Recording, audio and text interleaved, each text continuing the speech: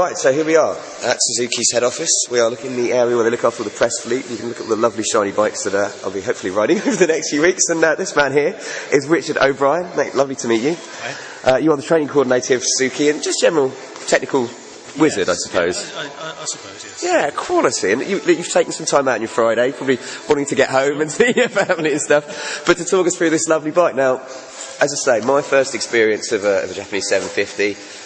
Luke was telling me when I was getting on it I'd love it because I love the 600. Sure.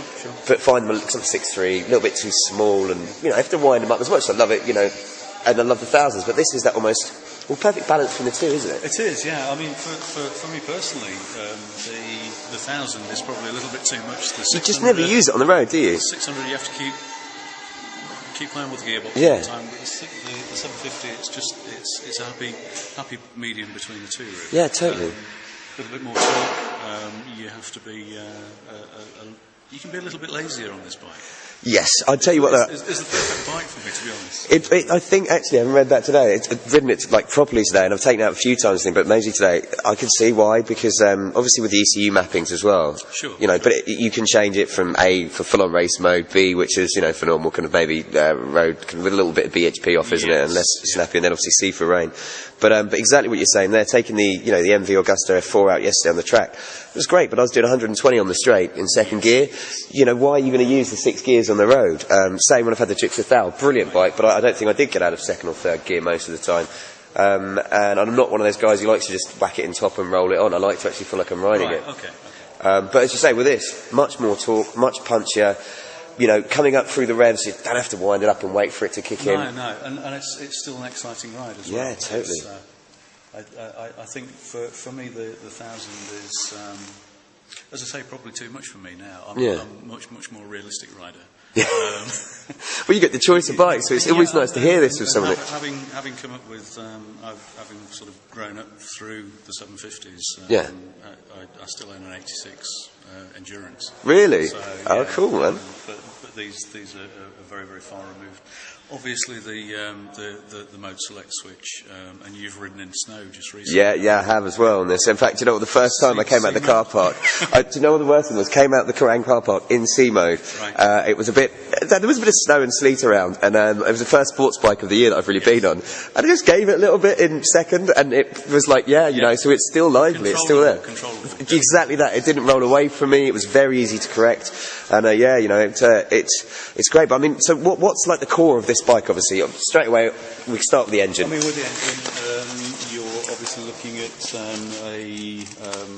almost like a semi-stack gearbox unit. So the input and the output shafts are above each other. Okay, awesome. So that means that the mass of the engine is very, very central on the bike, and it helps handling the bike. It does feel that way. I've got to say, when you're flicking it around, a lot of these bikes all quite feel light and nimble, but it just feels really well balanced. Yeah, absolutely. And what we've done on this bike is we've actually lengthened the swinging arm, but kept the wheelbase pretty much the same.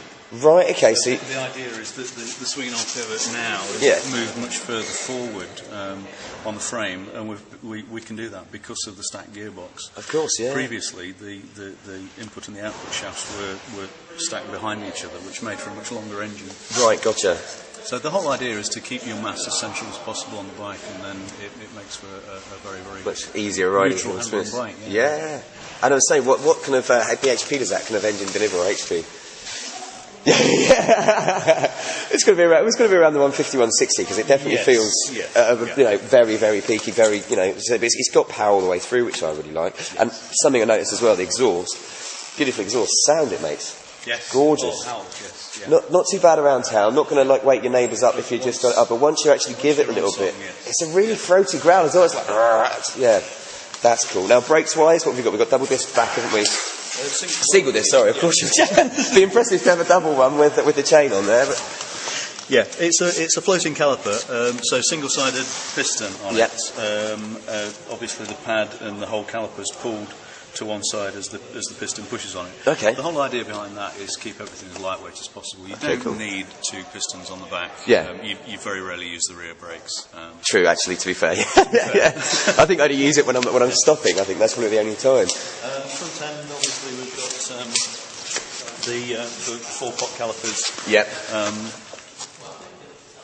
radio-mounted calipers, so most of the force is transmitted directly back through the fork legs, rather than putting a set of calipers in shear.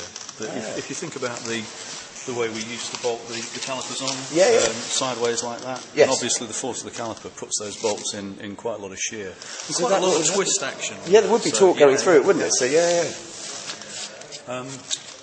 on this particular model, we've gone for, I think we've gone for much more floating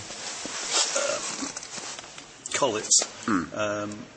Once again, it's all designed to keep your front braking system as balanced as possible.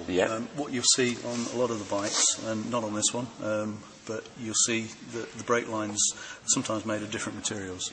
So quite often you'll see a Kevlar line going across the front there. If you go Kevlar lines on them all, it makes your front brakes far too stiff, far too harsh. Okay, cool. So looking at the brake lines on this, it gives a very, very progressive braking. I've had a couple of times where I had to kind of grab hold of it around the roundabouts around Milton Keynes, and it's really nice because it doesn't just slam on too hard. You'll never be in need of brakes on this. That's true, actually. So it's a really well balanced package, to be honest. It has it pretty much. Now, I mean, suspension wise, obviously adjustable, isn't it? So if you want to take on a track day, you can do it. High and low speed settings on the front suspension, and obviously the low speed damping will take into account the very, very small undulations in the road. High speed damping, if you hit a big bump, what you don't want is too much damping at that stage. You want everything to move very, very quickly and be very, very reactive. Sort of taut almost, Otherwise it would just you'd be bouncing for ages. And that would be horrible. Wicked. And just quickly, price wise, what's this? So this is a K9, isn't it? You've got the anniversary one out this year, haven't you? There's an anniversary edition, there's only 25 units those being. So everyone gets them. They've got a little plaque on and everything, haven't they? I want one of those. They're quite special. There's different exhaust on and different plaque. Cool. A special paint job which goes back to 19 years actually. It's a tribute to one of the previous paint schemes. I think. So, okay, cool. Awesome. And what's the K9 one retailing at? At about 8, just over 8, basically. It's not bad, is it? When you think that you're looking at your thousands at the 11,000-12,000 price mark, you're getting a bike that isn't far off that kind of power and that thing for almost £3,000 less.